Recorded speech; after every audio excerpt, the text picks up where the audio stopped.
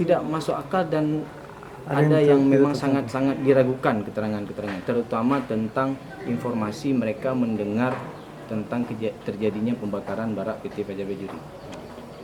Itu masih sangat diragukan.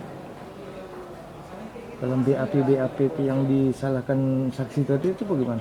Apakah itu menjadi tolak ukur untuk ini juga itu salah satu juga ukuran menjadi alat untuk menilai kenapa tidak bersesuaian dengan BAP. Sementara sebelumnya dia diakui bahwa pernah diperiksa di kepolisian. Tapi kenapa di muka persidangan kemudian keterangan dia berbeda dengan yang disampaikan di depan di kepolisian. Ini menjadi alat ukur sesungguhnya mana yang benar. Apakah yang diucapkan di kepolisian atau yang diterangkan di muka persidangan? Salah satunya ada yang benar, tapi pertanyaannya yang mana yang benar? Nah, ketika pertanyaannya, jawaban-jawaban atau keterangan yang tidak konsisten dan tidak bersesuaian, maka ini patut diragukan keterangannya, apalagi untuk dipertimbangkan sebagai alat bukti. Artinya ini direkayasa Kasino. Ada nggak kira-kira dapat kalau dugaan kita berat, ini seperti ada sebuah macam skenario ya, terbukti di muka persidangan dan tidak terbantahkan lagi. Sertifikat HGU milik PT Fajar Bajuri itu letak objeknya ada di desa Rambung. Kenapa kemudian barak itu dibangun di desa Cotme?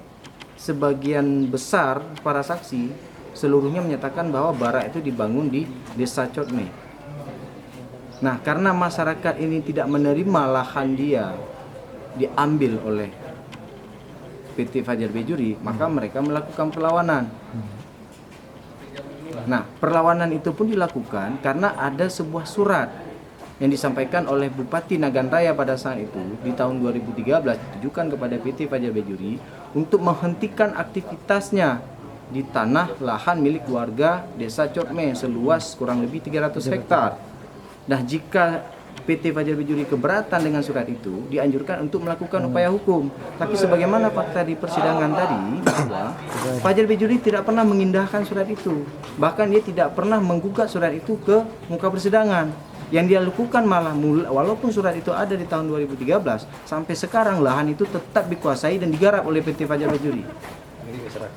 Yang tanah itu yang sudah diakui oleh Pemda itu adalah milik masyarakat Desa Cotme. Ya, tadi di persidangan BAP sama keterangan saksi itu berbeda. Itu bagaimana?